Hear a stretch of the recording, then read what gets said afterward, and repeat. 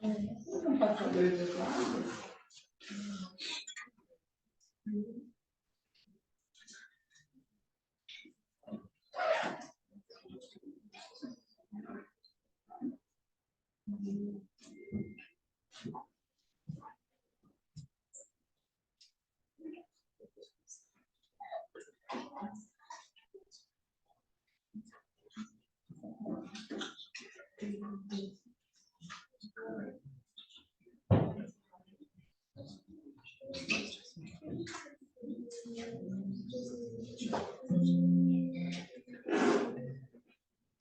Bom dia, eu sou Jalile Schiavuzzo, sou MSL, gerente científica na CSL Vifor, e hoje nós trouxemos uma aula com um tema um pouquinho diferente para vocês, mas tenho certeza que pode beneficiar muito os pacientes a partir do conhecimento, do diagnóstico, especialmente o diagnóstico da deficiência de ferro e, consequentemente, da anemia.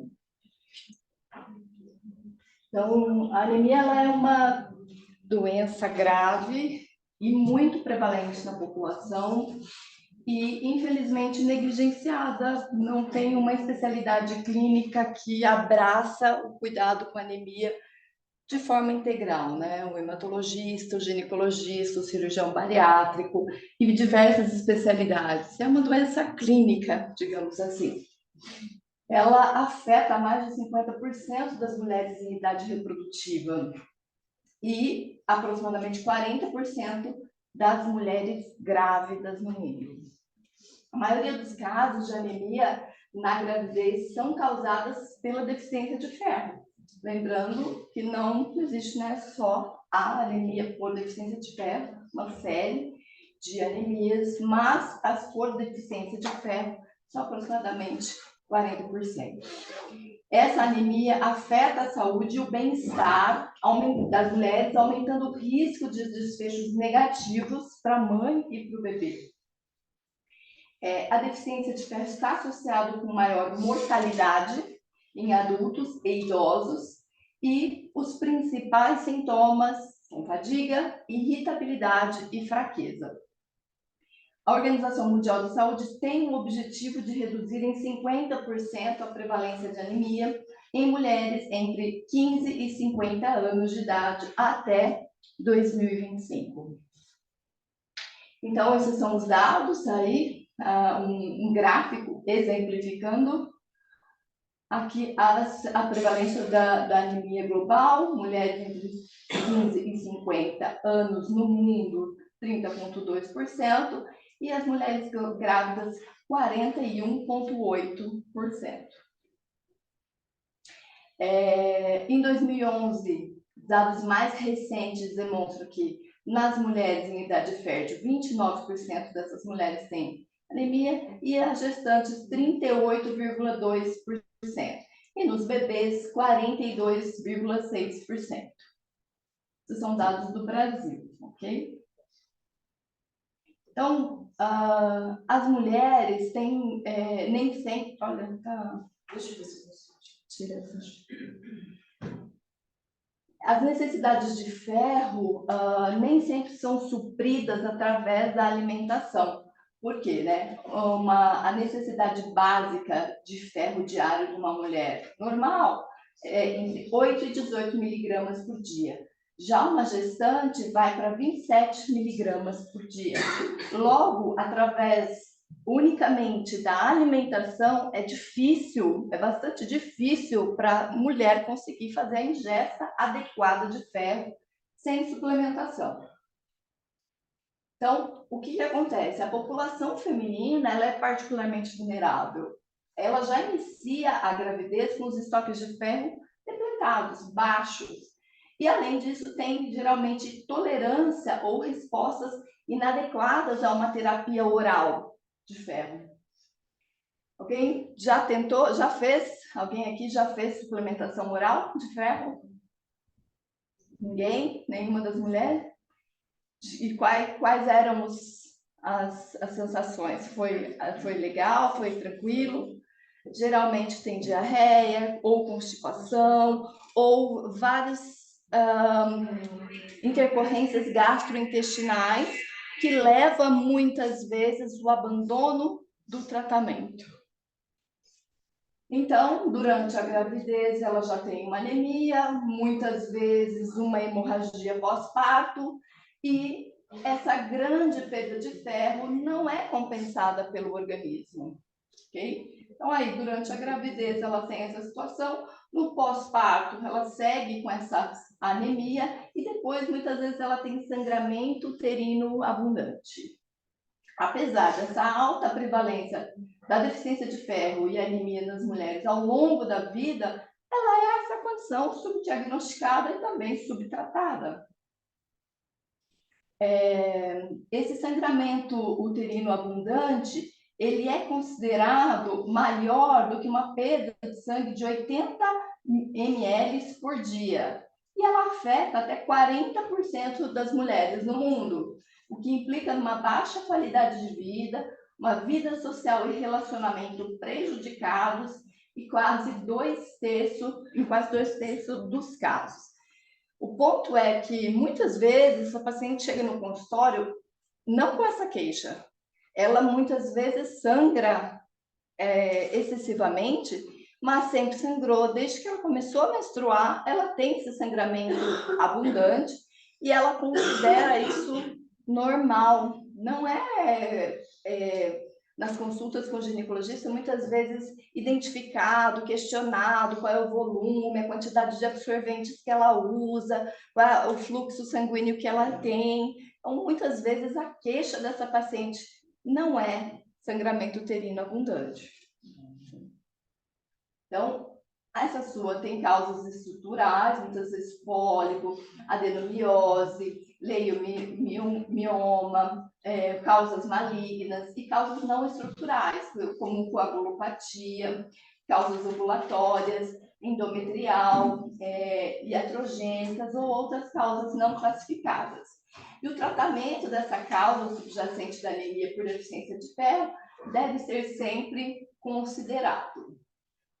Então, em países em desenvolvimento, a hemorragia e a anemia são as principais causas de mortalidade materna, de forma direta e indireta. A gente olha no gráfico e a gente vê, né, que as hemorragias levam, dentro da pizza, o maior percentual de causas de mortalidade materna, e de forma indireta também, a anemia corresponde à maior taxa de mortalidade.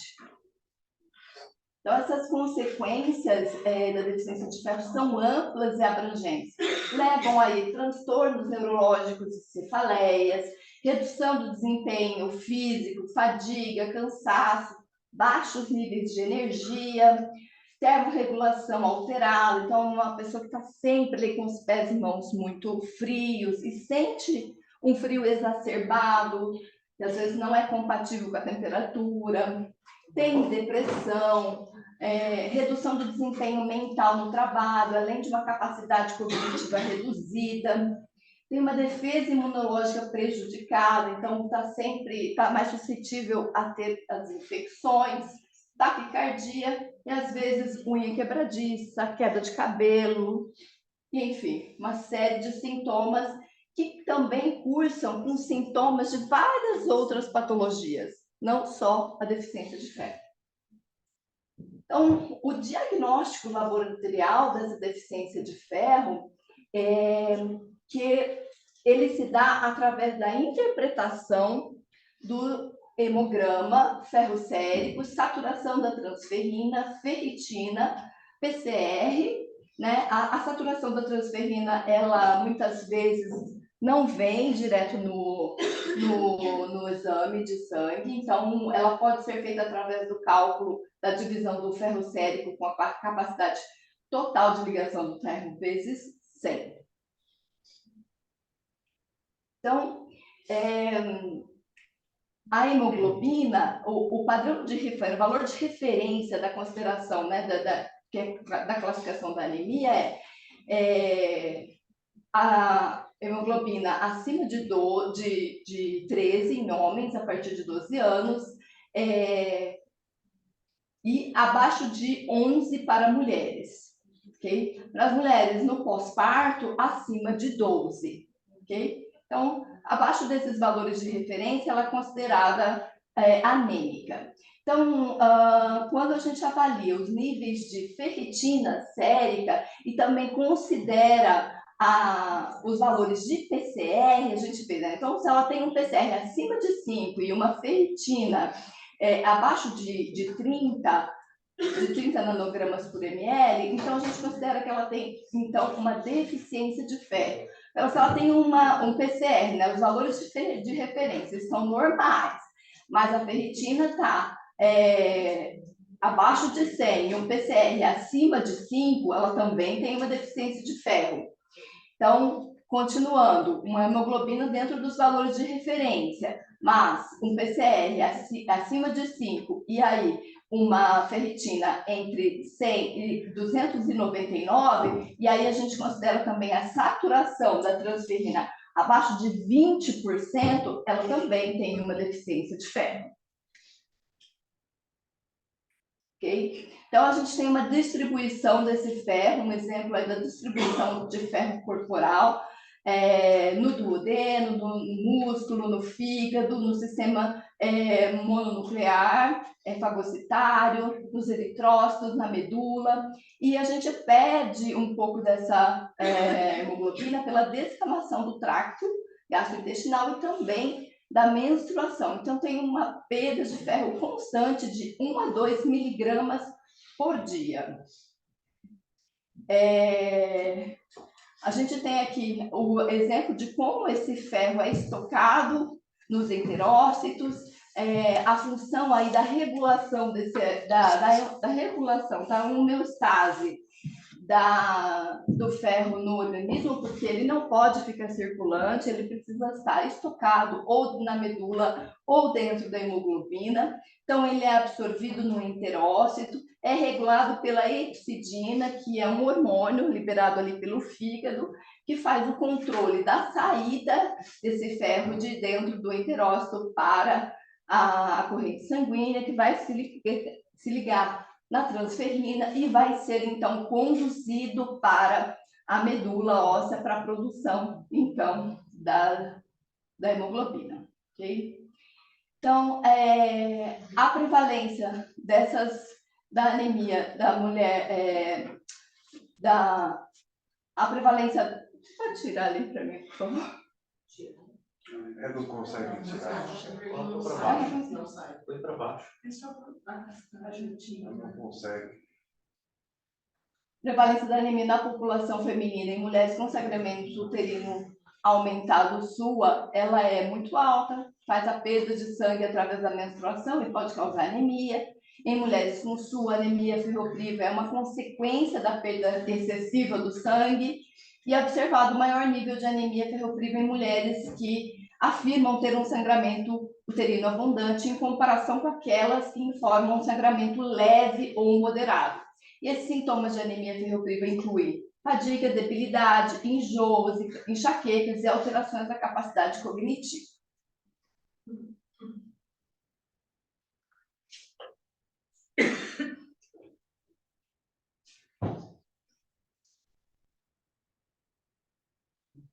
Muda aí.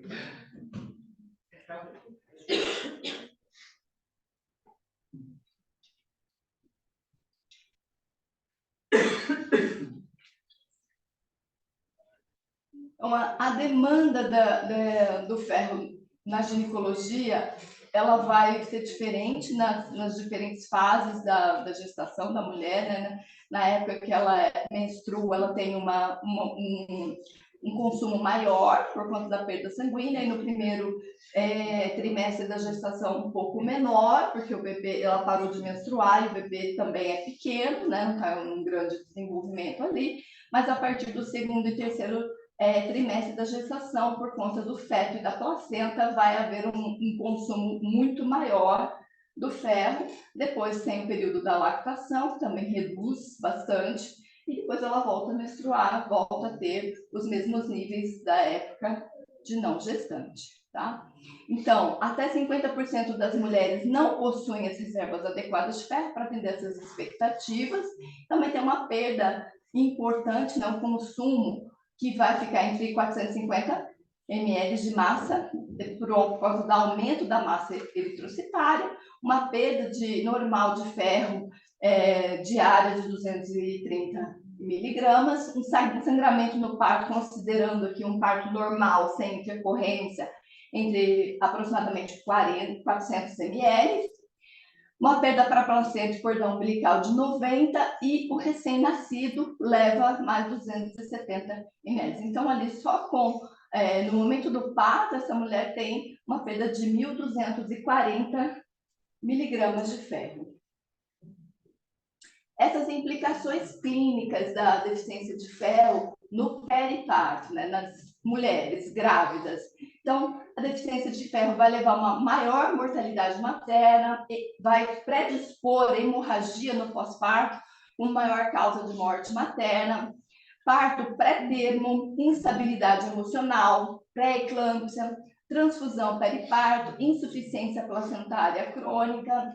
No pós-parto, ela vai ter uma redução da produção de leite, uma capacidade reduzida de amamentar, sintomas depressivos, alteração emocional cognitiva e pode afetar ainda as interações mamãe e bebê. Para o bebê, isso também cursa com maior mortalidade no pré e no pós-natal, baixo peso no nascimento, ele é considerado às vezes pequeno para a idade gestacional e tem um pior desenvolvimento cognitivo. E aí no pós-parto a gente pode ver, os dados europeus mostram que entre 4% e 27% dos europeus têm essa deficiência de ferro, entre 50% e 80% dos países em desenvolvimento e aproximadamente 10% de toda essa população chega a ter uma anemia grave, um HB abaixo de 8. Os custos, né? Falando de custos que essa deficiência de ferro pode gerar para os sistemas de saúde, né? Então, os bebês prematuros com baixo peso ao nascer aumenta significativamente os gastos, né? Os custos para o sistema de saúde chega a ser 25 vezes maior, aumenta em 6,7 vezes o tempo de internação, e aí eles têm os recém-nascidos sem complicações, eles ficam por volta de 1,9 dias internados, já os bebês prematuros com baixo peso ficam aproximadamente 12,9 dias internados, e nas mulheres com sangramento obstétrico aumenta significativamente os custos do sistema de saúde e aumenta em 9 vezes a probabilidade de precisar de transfusões de sangue, aumenta em 33% o tempo de internação e chega a custar 50% mais para as instituições e para os sistemas de saúde. Então, como eu expliquei até então, é um ciclo vicioso, uma bola de neve. O bebê já nasce com uma deficiência de ferro, geralmente vai se tornar ali uma criança que mantém essa deficiência de ferro, é uma adolescente que mantém esse padrão e provavelmente, se ela for uma mulher e resolver, né, conseguir ter uma gestação, ela também vai ser uma mãe com deficiência de ferro e vai se reproduzindo esse ciclo como uma bola de neve.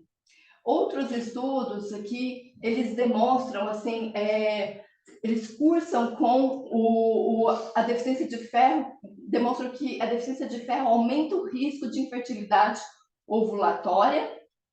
Posso enviar para vocês analisarem esses dados depois.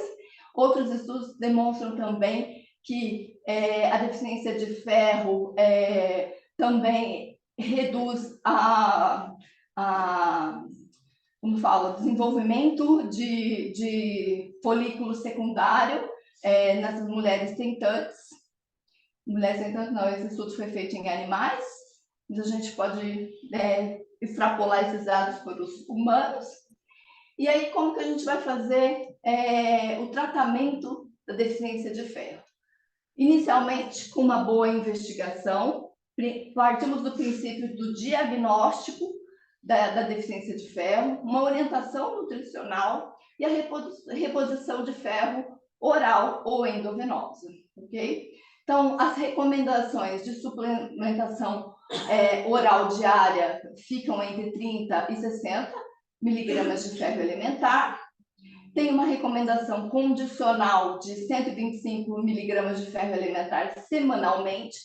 Se o ferro diário não for tolerado em populações onde a prevalência de anemia e entre mulheres grávidas for menor que 20%, o suporte aí educacional, orientação da alimentação, consulta com a nutricionista, enfim. As fases dessa reposição de ferro, ela é dividida entre algum tempo, né? Na primeira fase, para correção da anemia, que vai durar entre 1 e 2 meses. Na segunda fase, buscando a reposição dos estoques, né? Buscando uma ferritina acima de 30 nanogramas, e vai durar mais 2 ou 3 meses. Então, veja que esse tratamento com ferro oral é um tratamento longo, que vai durar aproximadamente 6 meses para essa mulher. Então, os critérios de boa resposta, ela vai mostrar a melhora ou desaparecimento dos sintomas e um aumento de 2 gramas por decilitro de HB após 3 ou 4 semanas de tratamento.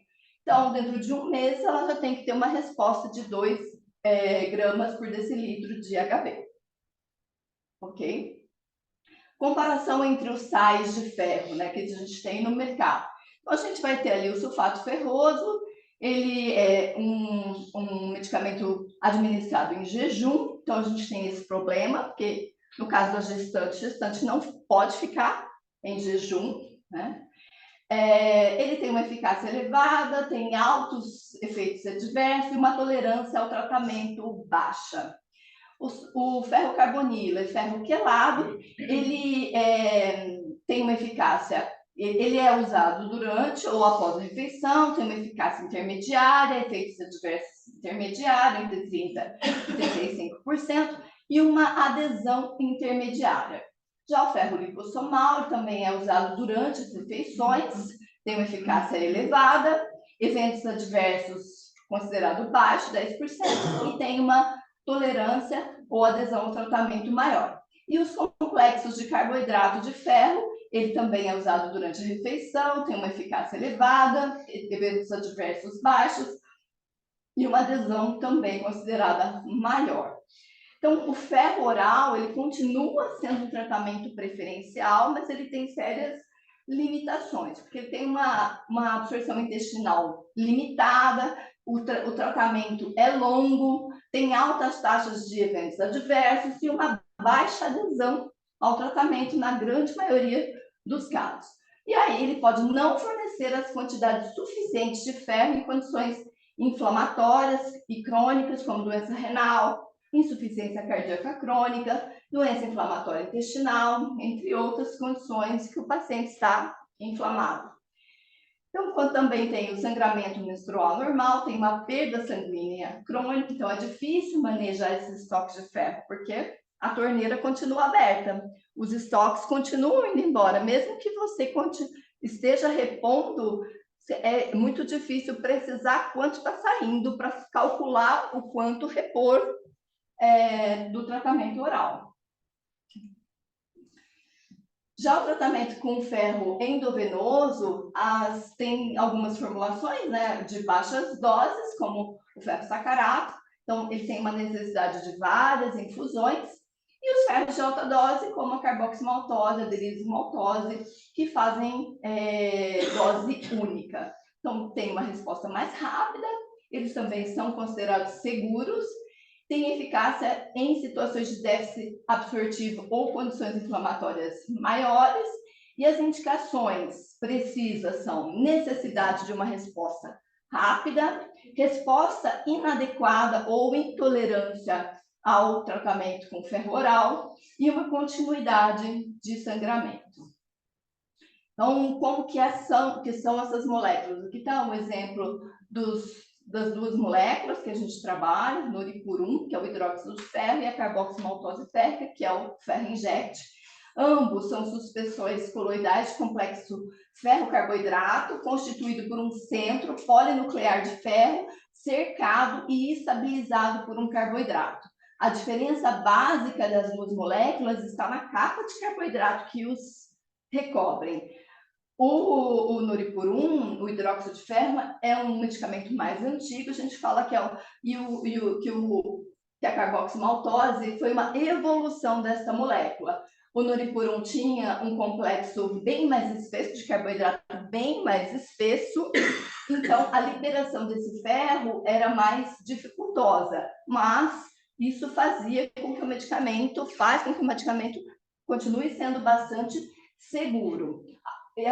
Foi sendo desenvolvido tecnologias para que essa capa de carboidrato fosse ficando mais fina, mais delgada, e mesmo assim mantivesse os padrões de segurança para não ter uma alta taxa de ferro lábil, provocando efeitos adversos, reações adversas graves, como as primeiras moléculas de ferro endovenosos provocavam. Então, isso consegue fazer com que o ferro seja liberado rapidamente e ele seja atraído para a medula em cerca de 8 horas. Os nossos estudos demonstram que cerca de 8 horas, quase todo o ferro inject carboximaltose que é injetada na corrente sanguínea do paciente é atraída, é direcionada para a medula ou para os locais de estoque. Tá? Então, como que a gente faz esse manejo, né, dessas duas drogas? Então, a carboximaltose, a gente faz 1.000 miligramas uma vez por semana, a dose máxima de aplicação, enquanto o sacarato, 200 miligramas, no máximo 3 vezes por semana. Então, a carboxi não tem necessidade de dose teste, já o sacarato sim. A velocidade de infusão para 1.000 miligramas é em torno de 15 minutos, enquanto de 200 miligramas do sacarato vai ficar entre 30 e 60 minutos.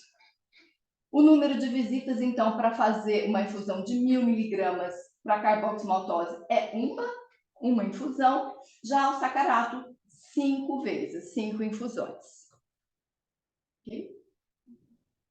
Então, o cálculo que a gente usa para definir qual é a quantidade que essa paciente vai precisar da carboximaltose, ela é definida através dos níveis de hemoglobina e também do peso do paciente.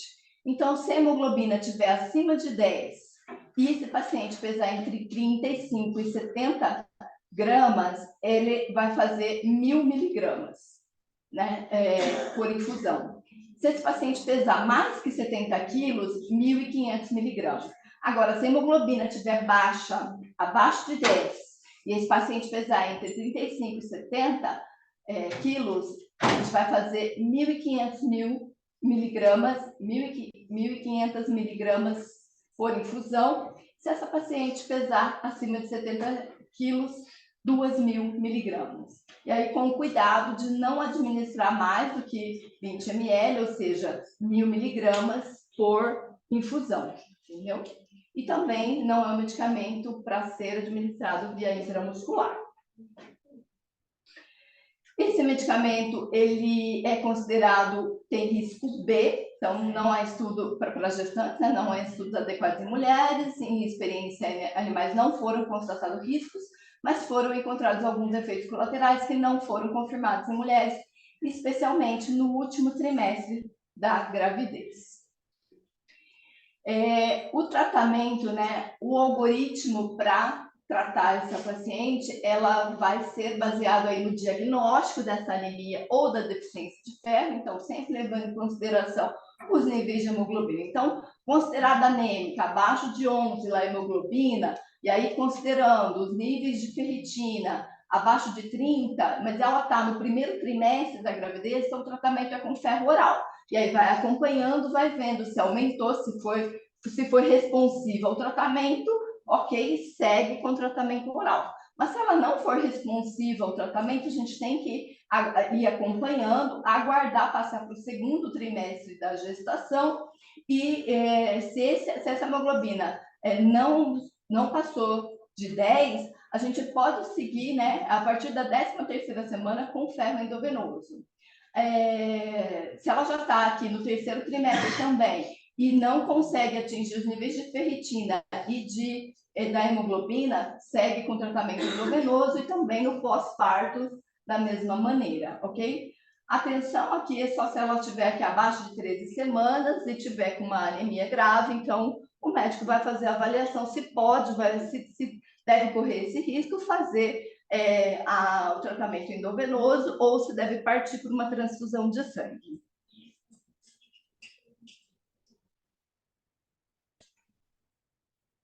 Então, fazendo essa comparativa entre os tratamentos do ferro oral e o ferro intravenoso, o ferro oral ele é um tratamento conveniente, de baixo custo, com eventos adversos gastrointestinais, com uma duração de pelo menos 3 meses e com interação com alimentos e medicamentos. Já o ferro intravenoso é uma reposição rápida, eficaz, em casos de ausência de resposta ou intolerância ao ferro oral, quando não existe adesão ao tratamento, quando existe a necessidade de reposição rápida, então ali a paciente está no final da gestação, não tem tempo para fazer o tratamento longo com o ferro oral, ela precisa fazer essas respostas, né, aumento da hemoglobina rápida, esse é o tratamento ideal.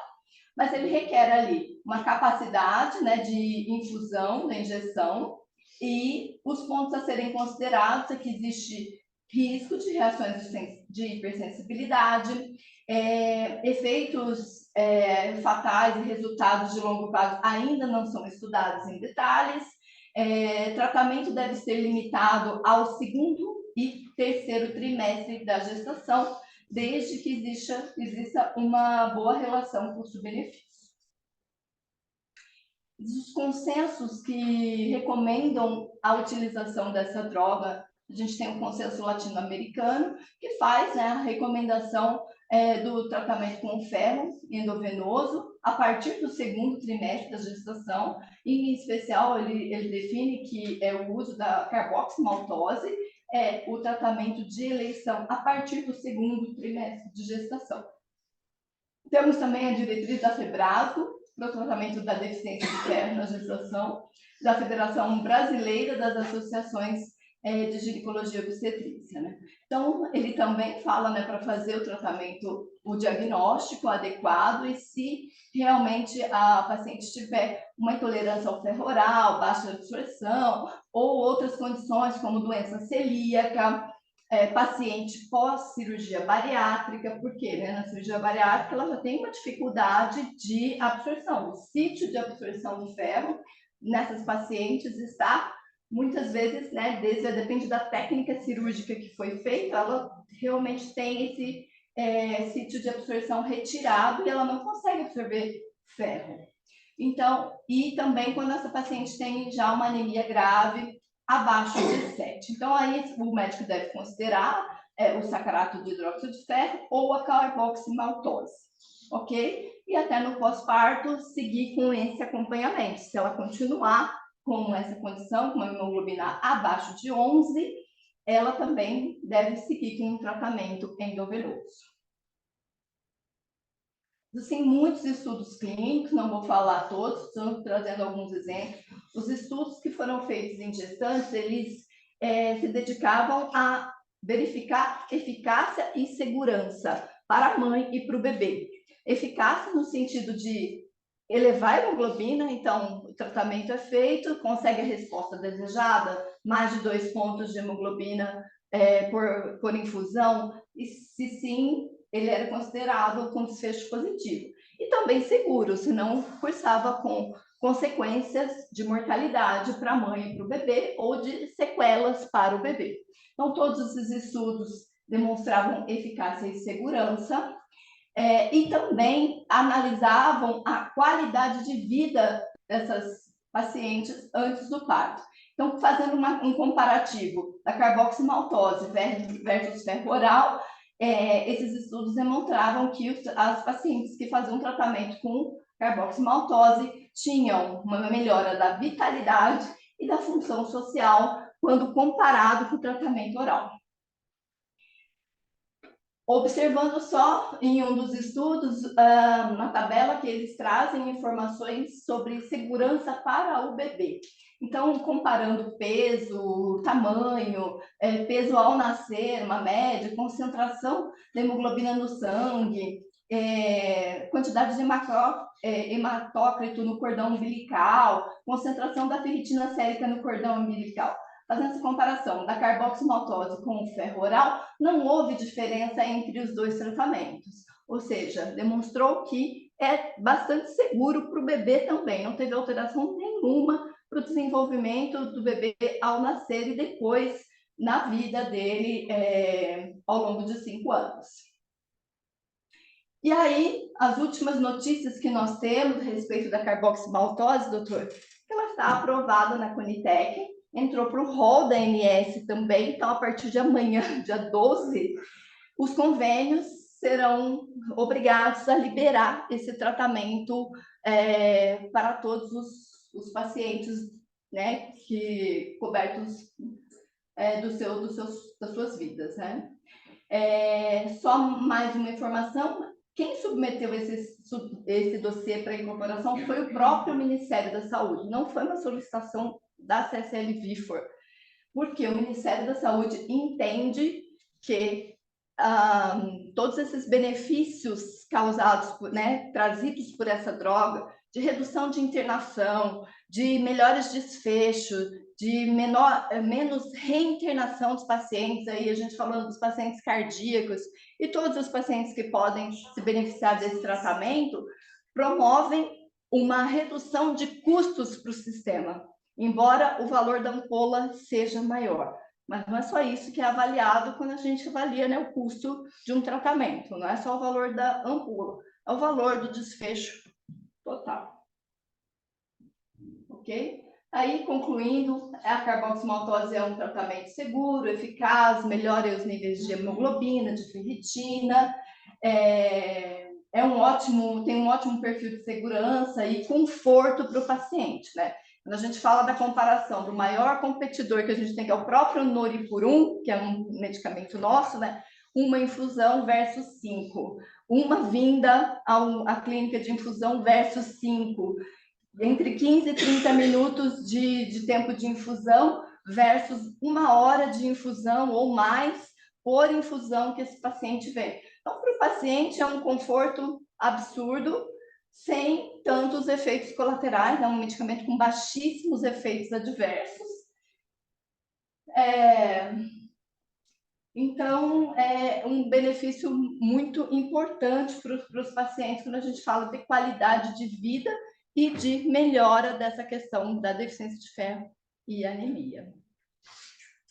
Aí, Obrigado, uma gente. pergunta?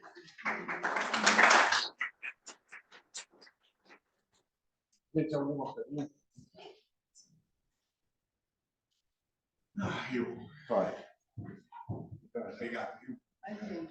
Um esclarecedora, mas eu não trabalho só aqui, eu trabalho na maternidade Star, da Rede Dó, em São Paulo. Trabalho no pronto-socorro, então eu vejo muitos casos de pacientes que nos procuram para justamente fazer essa reposição férrea, né? E a gente tem um limite lá, que assim, o privilégio de trabalhar nesse hospital, a gente vê que as pacientes, para fazer o ferro inject, elas têm que ser internadas. Sim. Né? Ou trazer a medicação, que custa R$600, aí você coloca as dosagens, ou pelo menos uma por semana, vai ser R$1.200 por semana. É um custo bastante elevado, mesmo para pacientes de alta renda, que são as que trabalham no. Como é que a gente vai conseguir explicar para a paciente que o benefício dela é muito melhor que o ferrando com a carboximaltose e não com a sacarina? Sim. Essa solução da Conitec, ela permite fazer no pronto-socorro? Agora sim, porque ele foi aprovado para ambulatório também, não só, o paciente não vai precisar mais estar internado, então, para uso ambulatorial, essa determinação. Então, a partir de amanhã, né, do dia 12, isso vai estar vigente. A gente ainda vai fornecer para vocês mais informações de como conduzir, de como fazer, porque cada plano de saúde vai ter o seu tempo de ajuste para conseguir organizar, mas o que está determinado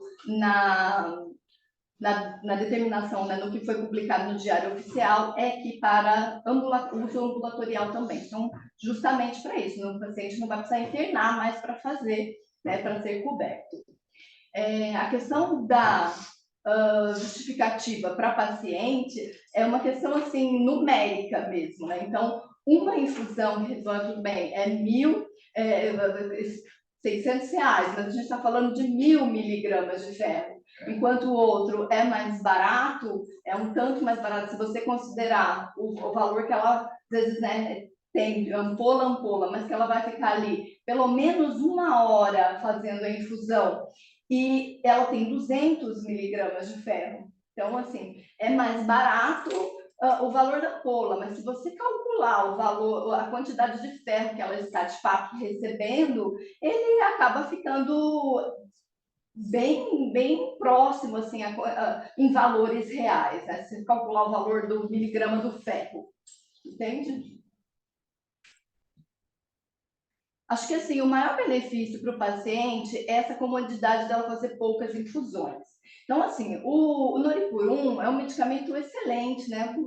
Maravilhoso. Mas o paciente, para fazer 1.000 miligramas, ele tem que vir 5 vezes. Muitas vezes ele não precisa só de 1.000 miligramas, ele precisa de mais do que 1.000 miligramas. Se ela pesa mais que 70 quilos, ela está com uma HP menor do que 10, ela vai precisar, às vezes, fazer 20 infusões. Então, são 20 idas ao centro para fazer a infusão, né?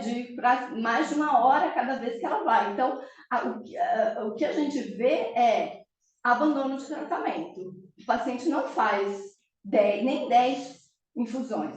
Ele muitas vezes faz 3, 4, se sente um pouquinho melhor, ele abandona o tratamento. Ele não faz o tratamento completo. Então, ele fica sempre nos níveis abaixo. Sempre faz uma pequena melhora, não repõe os estoques adequados e ele abandona o tratamento. Eu posso falar, assim, não como gestante, que nunca fui, né? Mas como uma paciente, eu não sei, se as pessoas sabem, eu fiquei internada há 2 meses com uma anemia de 6 de HB. Assim, eu estava bem mal. Então, eu acho que o maior benefício para mim, como paciente, eu falo, cara, eu vou sair disso. Porque é desesperador. Juro que para mim foi desesperador. Eu falo, cara, A questão realmente é eu tenho, então, eu você fazer mas eu 1.000 miligramas, você desespero. precisa de 2 ampolas. Cada ampola custa R$600. Então, 1.000 miligramas, uma ampola. 1.000 miligramas de ferro inject, uma ampola. Se você precisa de... Não, são as 2 ampolas, desculpa, são 2 ampolas, sim, para 1.000 miligramas. Aí é em uma infusão. Eu estou falando, uma infusão, dá para fazer 2 ampolas em uma infusão, entendeu? Sim. Não deixa de ser R$1.200. Sim, verdade. Por mais que você estivesse passando muito mal, você tem R$1.200 por semana para fazer? O Gabriel, pode falar? Não, mas eu tomei 2 bolsas, mas ainda assim, custa muito ruim. Não, mas vem cá, doutora, a questão, a conta não é essa. Não, mas agora a gente já não tem mais esse problema, porque o Politec já está fazendo...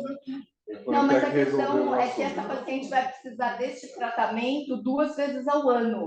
Ele não vai precisar fazer toda semana, não são 1.200 toda semana que ela tem que fazer. Você vai falar assim que ela vai fazer 1.200 uma vez por mês. Se ela tiver num período muito crítico, aí ela vai repor esses estoques, aí ela vai ser reavaliada 6 meses depois, vai ser acompanhada e reavaliada. Talvez ela precise de novo 6 meses depois. Ela não vai ficar fazendo... Mas, Gabriel, tem um benefício que eu pelo menos uso, pré-operatório com os pacientes que estão fazendo eu vou te dizer, vale a pena. Agora, com a liberação melhor, mas é um investimento que vale a pena com o pré-operatório. Não, aí vale a pena, com certeza. Eu vou te dizer Porque que aí é dose única, é uma coisa... vai nascer. Por exemplo, a esteroscopia de uma paciente anemiada, cara, o Caio pode falar isso, é quase certeza de queimadura de pulmão, é uma empresa, cara. Então, eu acho que vale muito. Agora, eu só nunca sei quantos pontos sobe adequadamente de hemoglobina, né? Eu nunca acompanhou? Assim, não acompanho, mas é que tem paciente que sobe a hemoglobina bem, tem paciente que parece que não muda muito, né? Então, eu fico com medo, às vezes, eu não sei se é pela dose, de repente eu estava calculando errado, né? Mas... Não, você tem que ver a partir do ponto dos níveis que ela já tem de hemoglobina com peso. Em geral, ela sobe 2 a 3 pontos pela infusão, né? A Então, idade isso a gente fica esperando, mas Sim. eu não tenho tantos pacientes assim, mas os que eu vi, algumas sobem bem mesmo, principalmente as magrinhas. Eu acho que eu talvez esteja no meu planejamento colocando aí, uma é dose o menor. peso, né?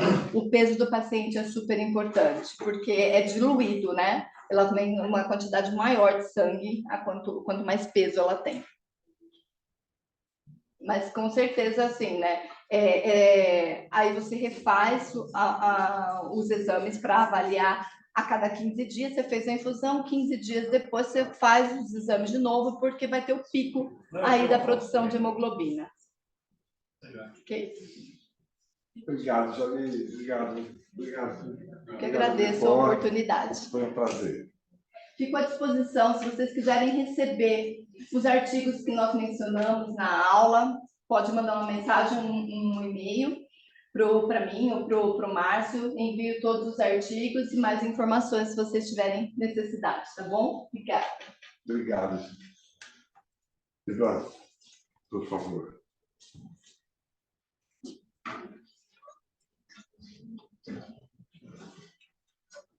Bom dia. Quero fazer uma enquete com vocês. Vamos lá. Imaginem que hoje é dia 5, a gente vai fazer uma transferência a fresco, a paciente tem 4 processos para transferir.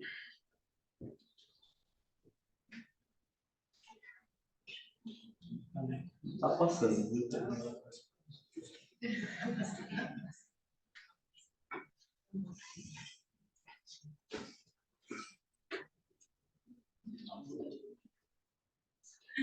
E a paciente ela tem esses 4 blastocitos. Qual deles vocês escolheriam para fazer transferência? Gabriel. Desculpa, não vou esquecer. Essa paciente ela está no dia 5 hoje e ela tem 4 blastocitos para transferir. Quais desses você escolheria? A gente vai transferir só um blastocisto. Só um? Só um. Todo mundo. Rafa. É o segundo. É o primeiro, segundo ou terceiro. Segundo, doutor Caio. É o terceiro. Terceiro, Valdemar, terceiro também. Alguém transferiu o primeiro ou o quarto? Bom, no laboratório, se a gente olhasse esses 4 embriões, nós escolheremos esse segundo. Né? Ele tem uma massa um pouco mais bem definida do terceiro, o trofo está um pouquinho melhor. Né? É engraçado, eu achei a massa celular mais compacta do que a... É que esse daqui, ele está bonito também, mas ele tem algumas células soltas aqui. Essa massa celular está um pouquinho mais compacta. Eu achei que a trofectoderma está mais bonita. Agora, nessa situação, esses 4 blastocitos, qual vocês transfeririam? Aristides. Acho que o segundo. Segundo. Daniel.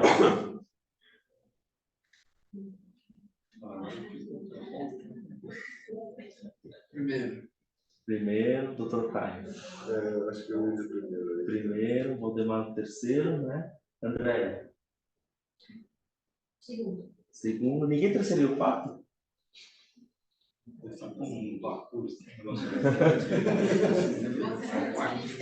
Percebe que essa indecisão, essa não certeza, também acontece com a gente no laboratório, com pessoas que veem embriões todos os dias. Nesse caso, são todos embriões de excelente qualidade. E aqui, qual vocês escolheriam?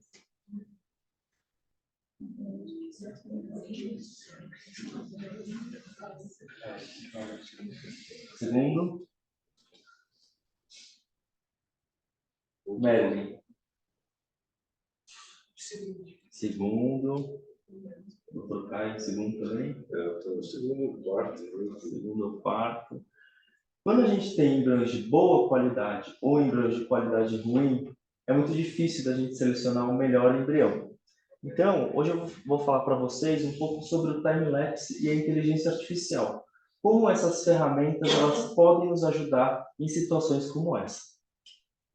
Bom, já não é de hoje que nós tentamos entender e desvendar qual é o melhor endpoint dos tratamentos de reprodução assistida.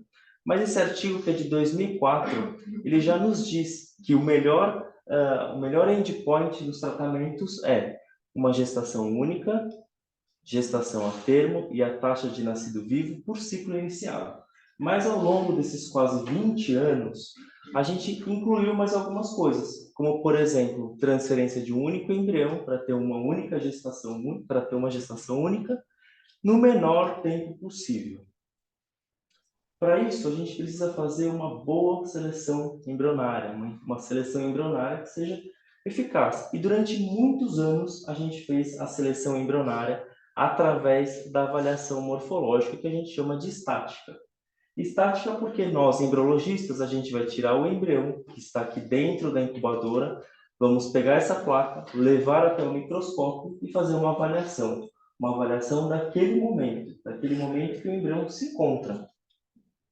Mas esse momento, ele funciona como se fosse uma foto. Então, ao longo dos anos, a gente foi estudando muito e foi vendo vários tipos de estudos mostrando o que seria melhor, o que seria pior, tanto em relação a embriões em estágio de clivagem, como também embriões em estágio de blastocisto, né? Então, a aparência da massa, a aparência do trofectoderma. E durante muitos anos a gente fez essa classificação de acordo com a aparência. Mas, na verdade, quando a gente fala de avaliação morfológica estática, a gente está vendo como se fosse uma única foto deste momento. Então, se a gente olhar aqui os embriologistas nessa foto, a gente está vendo que todos eles estão felizes e sorridentes, mas não representa o dia inteiro deles, né? Se a gente for pensar no nosso dia a dia, a gente tem momentos que a gente está feliz, a gente está triste. E com o desenvolvimento embrionário, acontece a mesma coisa. O embrião está de uma forma de manhã, mas à tarde ele está diferente. Com os mecanismos que a tecnologia tem nos colocado, ela tem nos ajudado. Isso porque, com essa ferramenta, a gente consegue ver como se fosse um vídeo. E a gente consegue entender todos os processos que acontecem dentro do laboratório ou mesmo do desenvolvimento embrionário, não somente um único momento, tá? Nós costumamos dizer que o time-lapse ele funciona como se fosse um Big Brother. Isso porque a gente consegue acompanhar o desenvolvimento embrionário 24 horas por dia, 7 dias por semana. Esses são os modelos de incubadoras ou de time-lapse que nós temos disponíveis ou nós tínhamos disponível no mercado durante esses anos. Tudo começou com esse daqui, que é o Primal Vision. Esse aqui, ele era uma câmera fotográfica que ficava dentro daquelas incubadoras grandes, forma, que vocês já devem ter visto que parece uma geladeira.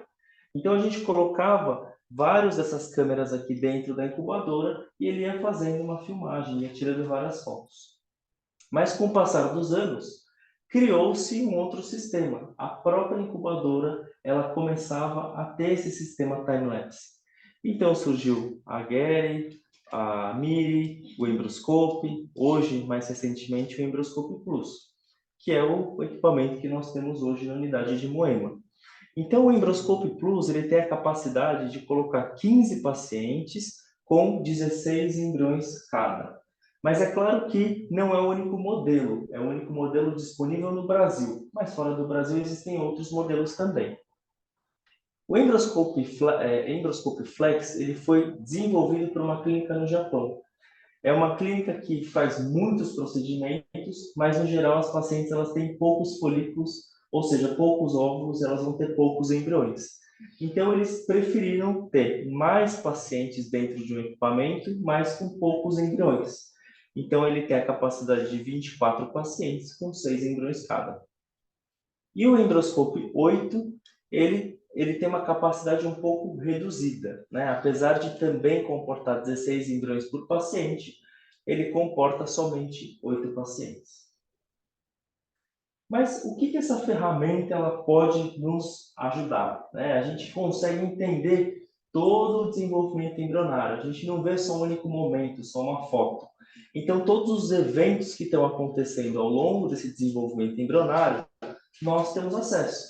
Então, o aparecimento dos pronúcleos, pronúcleo masculino, pronúcleo feminino, primeira divisão celular, segunda divisão celular, momento que chega até o estágio de blastocisto, e a partir disso a gente vai vendo que horas que isso aconteceu, né? Com quantas horas aconteceu cada evento. E essas horas são importantes porque a partir dessas horas a gente consegue entender se o embrião ele é melhor ou um embrião pior. Durante muitos anos, o embriologista fazia essas anotações, então o momento que cada evento acontecia. Mas, com o passar dos anos, foi-se incluindo a inteligência artificial nesse processo.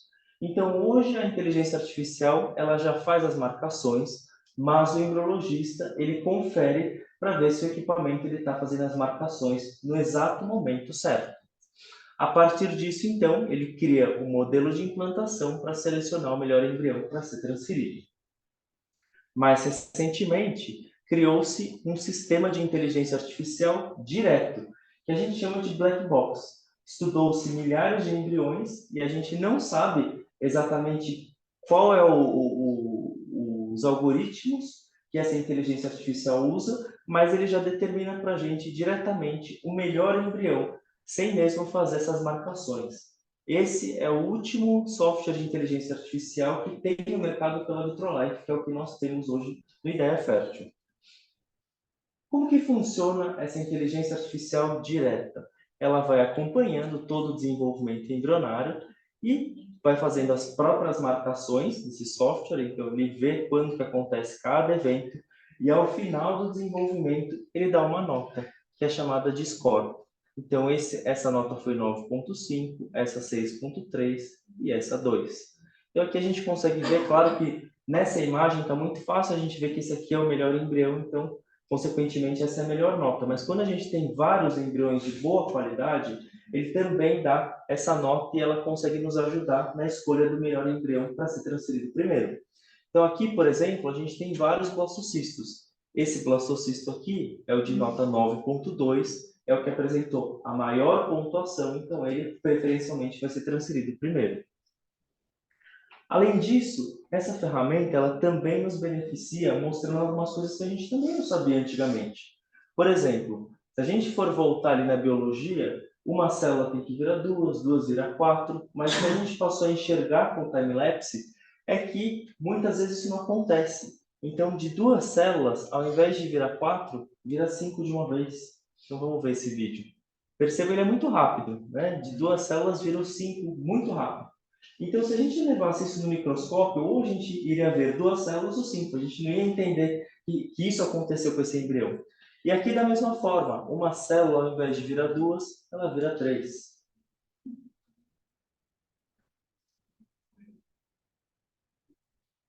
Virou 3. Vocês conseguem enxergar? Então, isso já mostra que esse embrião, ou estes embriões, têm um pior prognóstico, tem uma chance maior de serem alterados. Ivan, posso interromper rapidinho? Pode. Eu sempre fico numa dúvida, quando a gente recebe lá que não tem a visualização do pronúcleo, não quer dizer que ele não tem, né, o que ele não, porque muitas vezes você não pega o timing do pronúcleo. Eles se preocupam aí também no time-lapse com a visualização do pronúcleo, essas coisas, não? Sim, a gente faz a marcação. Aqui, o que a gente determinou? Nós fazemos a marcação, nós, embriologistas, para a gente poder aprender a usar o software, mas a gente também usa o software de inteligência artificial.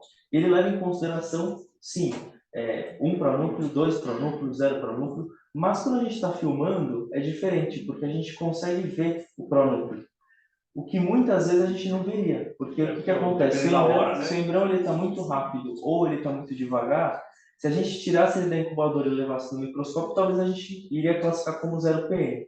Mas no embrioscópio não. Em algum momento a gente vai ver que ele teve 2 pronúcleos. Então, vou fazer uma pergunta que talvez seja óbvia a resposta, mas um embrião acompanhado no time-lapse de D6, ele pode ser melhor que um D5? Não aconteceu ainda, Marilyn. No geral, os de D5 são melhores. Porque dentro dos itens da inteligência artificial, a velocidade de divisão é um dos grandes critérios. Né? Porque normalmente esses embriões eles são atrasados desde o começo. Eles não têm uma velocidade normal e no final eles ficam mais lentos. Porque às vezes a gente tem um embrião de D6 com a qualificação 5, melhor. Exatamente, melhor do que um de D5. E aí você fica naquela, depois na segunda escolha de transferência, ou na primeira, se eles estão congelados, qual que você vai transferir? Aqui, normalmente, a gente tende a transferir, se for olhar só a morfologia, a gente olha primeiro o dia. mas se o embrioscópio ele der uma pontuação melhor, a gente vai escolher o que ele está definindo. Tá? Ele Mas, vai escolher o melhor dos piores, né? mas ele não costuma definir do dia 6 antes do dia 5. Tá? Entendi. Uma outra coisa também que acontece é ele nos possibilita escolher o melhor momento de biópsia do embrião. Vejam que esse embrião ele vai expandir e vai retrair. Ele expande e retrai. No momento que ele está retraído, a gente não consegue fazer essa biópsia. Então vejam só, ele expande e retrai, expande e retrai. Se eu estivesse olhando numa incubadora convencional e tirasse ele da incubadora exatamente no momento que ele está retraído, eu não ia conseguir fazer a biópsia. Aí mais tarde eu tiro de novo e ele continua retraído. Então, de novo, eu não consigo fazer essa biópsia. Quando eu estou vendo no embrioscópio, eu não preciso remover ele da incubadora. Então, eu consigo acompanhar em tempo real como que ele se encontra e definir o melhor momento que esse embrião ele pode ser biopsiado. Muitas vezes, o que a gente tem notado é que os embriões eles estão se formando no final do dia 4. E aí a gente ainda não sabe se é melhor a gente fazer a biópsia no dia 4 ou esperar para deixar para o dia 5. O que a gente tem feito é deixado para o dia 5, que é o momento que ele está mais expandido, né? Mas essa resposta eu ainda não tenho. O que seria melhor, né? Fazer antes ou depois? Como vocês todos sabem, a classificação dos blastocistos ela é muito ampla. Então a gente tem blastocistos de 1 até 6, com classificação de A a C, né? E isso é muito variável de acordo com quem é que está observando. Então, às vezes, a gente tem 2 embriologistas muito experientes, mas que eles discordam na classificação de um blastocisto. Pensando nisso, então, eles fizeram um trabalho, foi feito um trabalho classificando 395 blastocistos, e esses blastocistos foram comparados, de acordo com a classificação morfológica, por 5 embriologistas bem experientes de países diferentes. O que eles viram que de todos esses blastocistos, somente teve 23% de concordância entre os embriologistas. Então, a maior parte dos embriologistas discordam em relação à classificação. A inteligência artificial ela consegue nos favorecer também em relação a isso, porque ela consegue determinar exatamente onde está o trofectoderma, onde é que está a massa celular interna, e ele faz a própria classificação. É uma classificação mais padronizada. Então, não teria essa discrepância em relação à classificação dos embriologistas. Existe um outro software mais novo agora, que ele também, além de fazer esse ranqueamento dos melhores embriões, ele nos mostra por que ele está escolhendo, né? Então, por exemplo, aqui ele está mostrando que esse embrião ele tem 2 pronúcleos, mas ele poderia mostrar que tem 1 pronúcleo, 3 pronúcleos, 0 pronúcleos, vacúolos, né? E com isso, então, com todas essas informações, ele vai avaliando algumas coisas que são importantes e que viu-se que é importante para o embrião. Como, por exemplo, o tamanho da massa celular interna, a quantidade de células que essa massa tem. Então, nesse trabalho, que foi apresentado no Congresso Europeu de 2022, eles mostraram que quando a massa é muito pequena, neste tamanho, ou quando ela tem um tamanho ótimo, neste tamanho, ou quando ela tem um tamanho muito grande, neste tamanho, ele tem resultados diferentes. Então, num tamanho ótimo, a taxa de nascidos vivos é de 77%. Né? Quando ela é muito pequena ou muito grande, ela é 36% ou 40%. É algo que a gente só conseguiria saber com a inteligência artificial. Não tem como a gente, embriologista, ficar contando, quantificando as células que estão ali na massa celular interna. Uma outra coisa, como vocês viram no vídeo que eu mostrei para vocês, o embrião ele expande e colapsa, né? Essa quantidade de expansões e colapsos é ruim para o embrião. Isso mostra que o embrião ele tem uma qualidade pior, mas que a gente também não saberia numa incubadora convencional. Então, esse software ele também consegue ficar quantificando o que está acontecendo com o embrião, quantas vezes ele expandiu e quantas vezes ele retraiu, né? E com isso ele já disse, esse embrião ele tem um prognóstico pior, ele vai ser um dos últimos a serem escolhidos. No Congresso Americano de 2019, levantou-se uma questão que a gente fica colocando inteligência artificial nos embriões, mas muitas vezes a gente está vendo só no final. A gente fica produzindo embriões que no final das contas são aneuploides, ou que não tem uma boa classificação e que acabam não engravidando.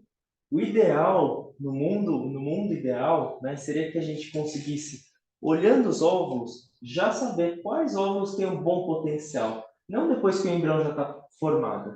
E foi então que, nesse ano, no Congresso Europeu de 2023, teve o lançamento desse software que, depois que a gente remove a camada de células que fica ao redor dos óvulos, nós colocamos no equipamento e depois de 10 minutos ele faz uma leitura desses óvulos, baseada em milhares de óvulos que já foram avaliados, e ele mostra qual é a taxa de, a chance dessa paciente ter blastocists, a chance de fertilização, a chance de nascidos vivos. Então, com esses óvulos aqui, a gente já tem esse relatório.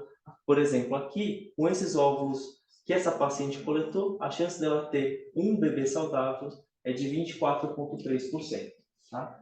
Então, isso tem começado a entrar lá na Europa, tem começado a ser usado para pacientes que desejam fazer o congelamento social. Porque aí, eventualmente, uma paciente tem 10 óvulos, e aí você não sabe, será que é o suficiente para essa paciente? Não, talvez não. Então, a gente mostra esses dados para ela e fala, olha, fazer mais um ciclo seria interessante para você. Tá? Então, basicamente é isso que a gente tem de mais moderno nessa área. E também foi apresentado esse dashboard, ou seja, se a gente colocar todas as pacientes que estão em andamento no embrioscópio, eu tenho uma avaliação de todos os meus KPIs em tempo real. Então, eu consigo saber a taxa de fertilização, a taxa de blastulação, todos os parâmetros laboratoriais que estão acontecendo naquele momento. Então, todas essas informações eu consigo levantar pelo próprio software. Bom, então, como conclusão, eu trouxe aqui esse artigo, que ele representa muito bem tudo isso que a gente conversou aqui nessa apresentação, que o embrioscope, ele é um ambiente, ele fornece um ambiente estável, um cultivo estável para o embrião, porque a gente não precisa retirar ele toda hora para fazer as checagens. Nós conseguimos fazer um monitoramento contínuo, porque ele tira fotos a cada 10 minutos. Nós conseguimos, através desse dashboard de KPIs, fazer uma gestão da qualidade, gestão de dados, consistência no uso dos operadores, e ele tem uma ferramenta de seleção combinada com a inteligência artificial que só tem a beneficiar os nossos resultados. Ele vai trazer muito mais informações para a gente no momento que a gente não teria. Né? Basicamente é isso. Obrigado. Se vocês tiverem alguma... Só para deixar claro, são dois softwares sendo utilizados, né? Sim. O AIDA e o Chloe. Isso. Eles são meio concorrentes. Né? Explica aí as... O WiderScore, ele é um software da Vitrolife, do próprio equipamento. Mas ele ainda não, hoje ele talvez não seja o melhor. Por quê? Porque ele funciona como se fosse um black box. Apesar dele fazer um ranqueamento e eu saber quais são os melhores embriões, né, eu não sei por que ele escolheu aquilo. Eu não tenho a informação. Já esse outro software, que é o Chloe, ele além de fazer o ranqueamento, ele me explica por quê. Então ele fez mais colapso, ele tem uma massa celular interna maior ou menor do que o outro, né? Então ele dá essas informações que são importantes para a gente entender por que ele definiu que um embrião é melhor do que o outro. Isso está chegando, o WiderScore já é uma realidade, é o que nós temos no Brasil, né? É o que nós temos aqui no Ideia Fértil. Você paga uma licença anual e pode usar. Né? A Chloe, ela está entrando agora no mercado, é uma coisa nova, mas que está chegando no Brasil agora. Gente, alguma pergunta? O PGTA é só, o melhor é saber só o momento da biópsia, porque depois que eu fiz a análise, eu vou ter outro ranqueamento genético, né? Não mais do embrioscópio. Ainda ele não consegue ter, a gente não consegue confiar 100% no time-lapse. Apesar de ter algumas informações do desenvolvimento embrionário que me diz que esse embrião ele tende a ser mais aneuploide do que o outro, não tem uma concordância ainda de 100%. Então, o PGTA ele funciona como um padrão ouro melhor do que esse daqui. Esse aqui não é um padrão ouro. Né? Ele é muito bom para você fazer o cultivo e ter essas informações. Mas se você for fazer o PGTA, essa é a primeira seleção. Se você tiver mais de um euploide, a gente seleciona utilizando o software de inteligência artificial. Não a aparência mais do embrião, mas sim as informações que ele descobre. Mais fidedigno que o MitoScore. O MitoScore até hoje não teve um estudo conclusivo. A própria Genomics que libera isso no laudo, eles falam para a gente avaliar primeiro a aparência do embrião, a classificação morfológica. Tá? Então hoje, na prática, o que a gente tem feito? Primeira coisa, ver se o embrião é euploide ou não. Se tiver mais de um euploide e tiver feito o time-lapse, a gente segue o ranqueamento dele. Vai, uma pergunta meio capciosa, mas assim, hoje, né? Claro que eu sei que o embrioscópio seria bom para todos os casos, 100%. Mas quais hoje se beneficiariam mais do embrioscópio, na sua visão, né? Não na nossa clínica, na sua. Eu sei que é difícil a pergunta. Eu acho que todos, Aldemar. Não, eu sei. Você Então, sabe mas assim, eu não coloquei aqui, mas na apresentação que a gente fez online, eu coloquei a comparação, né, dos nossos resultados com a incubadora convencional e o time-lapse. O sistema de cultivo ele é melhor, né? Então a gente teve uma taxa de fertilização melhor e uma taxa de blastocistos viáveis melhor. A taxa de blastoação foi a mesma, mas a qualidade dos embriões são melhores. Então eu acho que hoje todos os casos valeriam a pena ir para lá. Não pensando nisso, que é uma questão discutível, e eu vou depois falar por que eu acho que é discutível. Eu acho que todos os casos que você pretende fazer transferência ao fresco, sem dúvida nenhuma, porque você não vai fazer biópsia, então você transfere preferencialmente o embrião com um score melhor. Então, nesse caso, eu acho que não tenho dúvida. A ideia do óvulo, né, da escolha do óvulo, ela é uma ideia bem interessante, né? Mas é do CLOE, né? Não é do... A gente ainda não tem esse recurso disponível.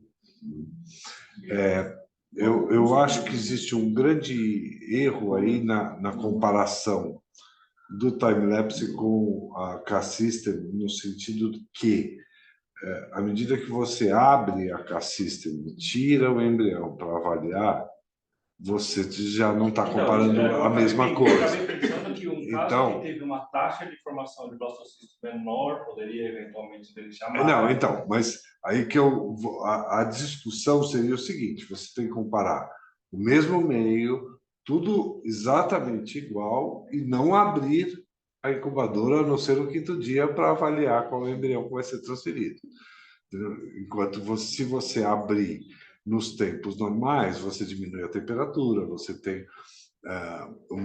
até que tudo bem que essas incubadoras novas estabilizam em 10 segundos, mas mesmo assim estabiliza em um tempo, mesmo que fosse 2 segundos, teria uma diferença em relação à outra que está lá estabilizado os 5 dias. Né? Então essa é a minha também, né? Você tira, leva o microscópio, pelo menos 5 minutos ele vai ficar num ambiente que não é o melhor para ele. O que eu acho é que a gente tem que começar a ter coragem de, na K-System, não abrir até o 5º dia. Mas daí a gente perde parâmetros que pelo B3 são importantes. Não, a gente perde um parâmetro importante só, que é uma coisa de embriões com 3 PN, 4 PN, 5 PN. Isso a gente perde efetivamente. Mas, na realidade, no meu modo de ver, a única coisa que efetivamente é um problema. O resto é a informação para o paciente, né? O paciente quer saber. Entendeu? Agora, essa coisa do que você falou, do paciente que vai para o PGTA, dane-se o PN, não é? Agora sim, hoje em dia sim. Aí você vai para a PGTA e você não abre mesmo.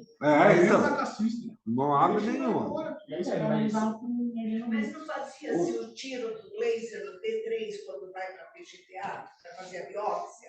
Então, existem 2 tipos, viu, Merlin? A gente sempre fez o hatching no dia 3, mas no embrioscópio não faz sentido a gente tirar da incubadora. Essa é a minha dúvida. Então a gente mudou a técnica. A gente agora está fazendo a biópsia no momento da... A gente faz o hatching no momento da biópsia. Entendi.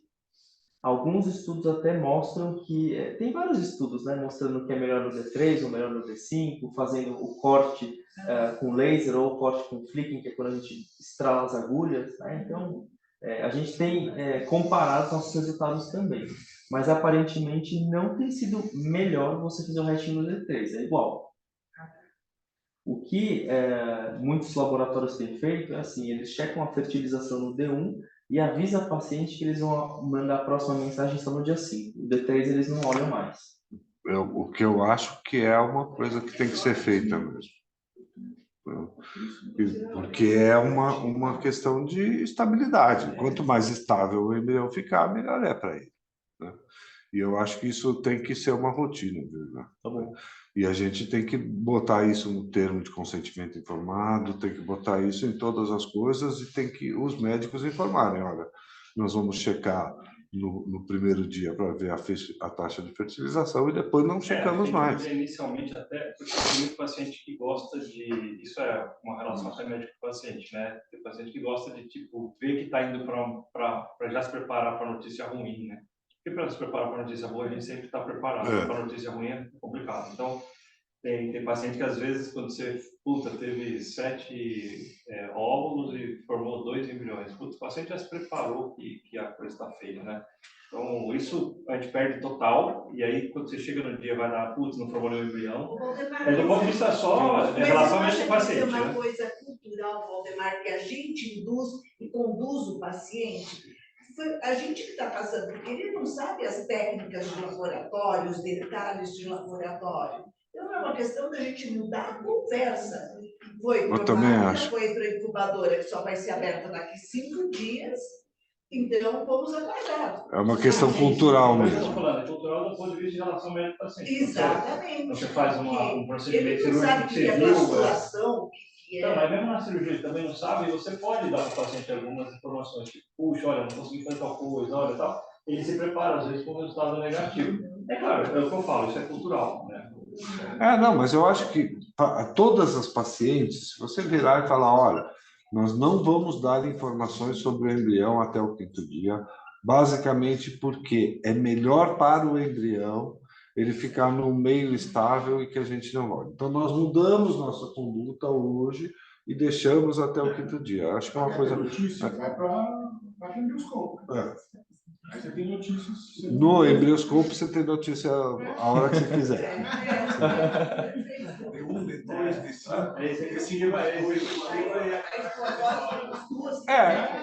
Um pouco isso mesmo. Um pouco isso. Eu exerci foi poucos óvulos.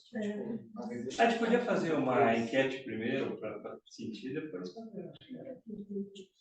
Para fazer essa separação entre as Mas eu não tenho a menor dúvida de que as pacientes aceitariam tranquilamente a hora que você explicar assim, olha, é melhor para o seu embrião ele ficar os 5 dias sem ser mexido. Mas não, a gente não vai saber, porque se para eu saber, eu tenho que abrir. Ou eu vou abrir, ou eu vou colocar aí. Sim, aí a gente usa mais o embrioscópio também. Antigamente existia uma questão do meio, né? Porque existem 2 tipos de meio. O meio sequencial, que ele segue a sequência de que o embrião estaria no corpo. Então, tem meio que tem mais lactato, piruvato, tem outro que tem mais glicose. Mas hoje em dia a gente usa um meio que é único, do D0 ao D7. Então, não precisaria a gente, de qualquer forma, tirar ele do D3 para trocar de meio.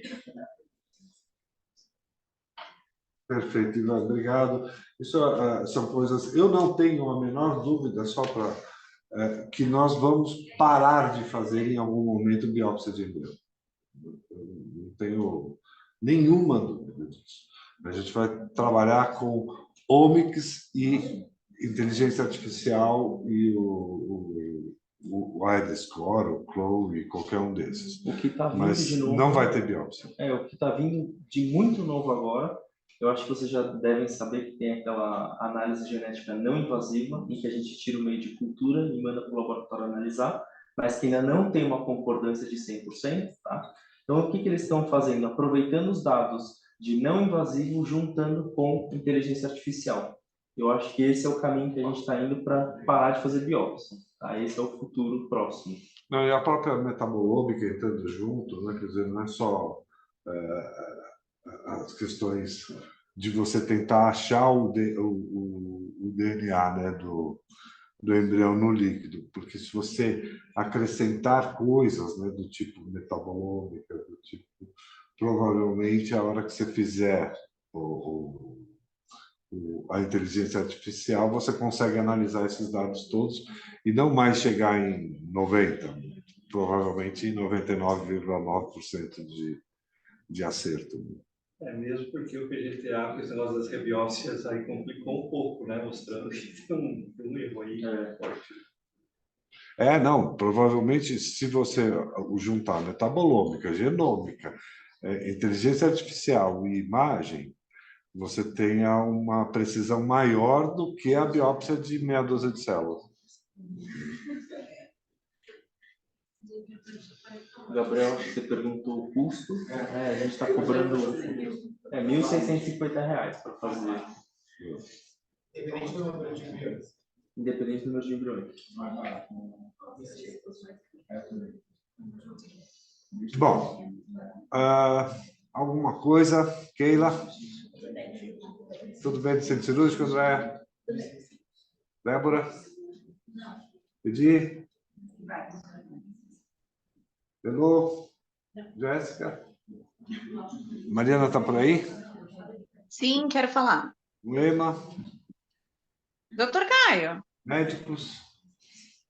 Doutor Caio. Hoje é só. Eu queria fazer um convite, quem quiser. Doutor Caio. Amanhã, né? Eu queria dar uma força também. Então, pode falar, Rodrigo. Rápido, antes do convite do Caio, eu queria pedir a todos os médicos e a todos que estão em desenvolvimento, aprendendo e tudo, que tenham bom senso com o tempo e uso de sala.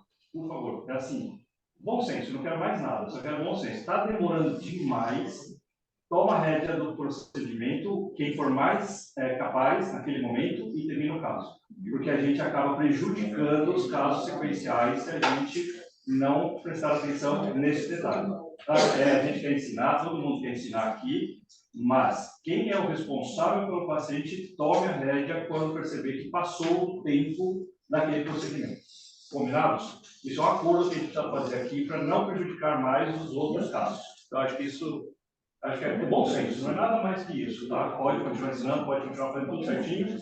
Passou do tempo, viu que está demorando demais, assuma o caso e termine o caso, tá? É importante esse recado, sim. Mariana, Pode falar, Mariana. A gente consegue colocar isso no alto-falante do... Fala, Mariana.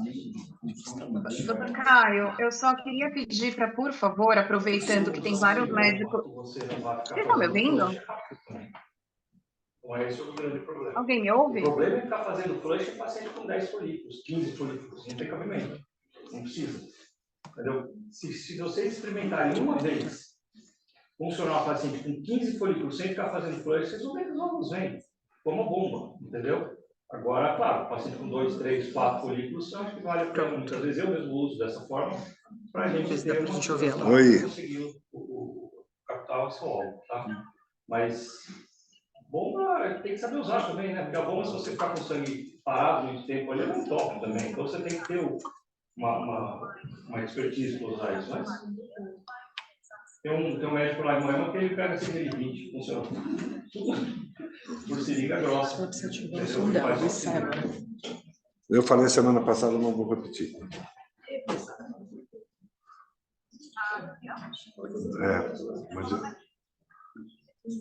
Não, já tinha falado também. Mas eu pode deixar, eu vou repetir agora. Beijo. Gente, uma coisa que tem acontecido reincidentemente é o início de ciclos de doadoras sem o exame completo das doadoras. A doadora, se não tiver cariótipo, se não tiver todas as sorologias, se não tiver tudo, ela não começa em hipótese alguma. Tá? Já conversei com a Rafa sobre isso, não é para começar, porque se a gente faz todo o processo, aí chega lá, tem uma deleçãozinha qualquer, uma translocação que não altera fenótipo, que não altera nada, mas tem a alteração, eu vou ter que jogar fora os óvulos. Ela não pode ficar com a segunda coleta para ela? Ela não pode ficar com a primeira coleta para ela e a segunda para doação? Então, até eventualmente poderia, né? Nesse aspecto.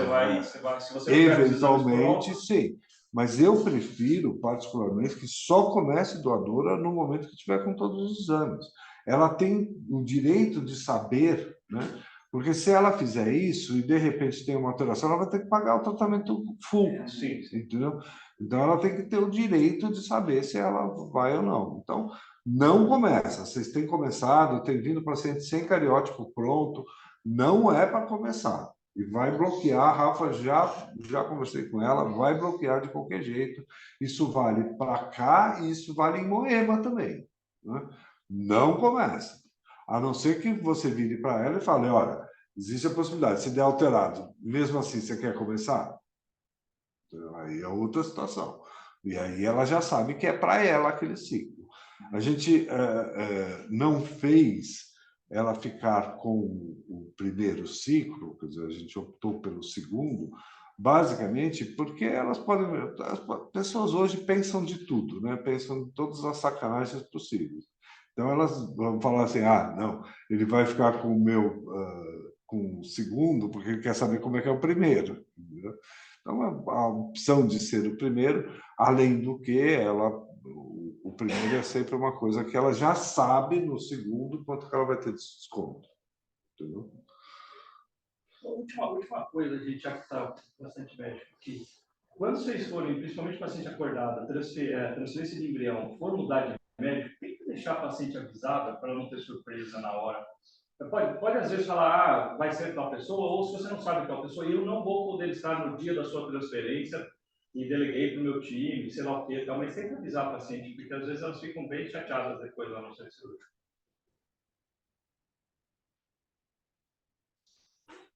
Bom, mais alguma coisa, gente? Jéssica, vamos subir, a gente já fala disso. E é o seu convite agora. Hã? Não, estava fazendo convite. Amanhã é Coco Bambu, né? Em Guarulhos, a gente vai fazer uma atividade lá para os médicos de Guarulhos, mas, obviamente, quem daqui de Santo André e de São Paulo quiser participar, que horas é, Miki? 7h30, 19h30.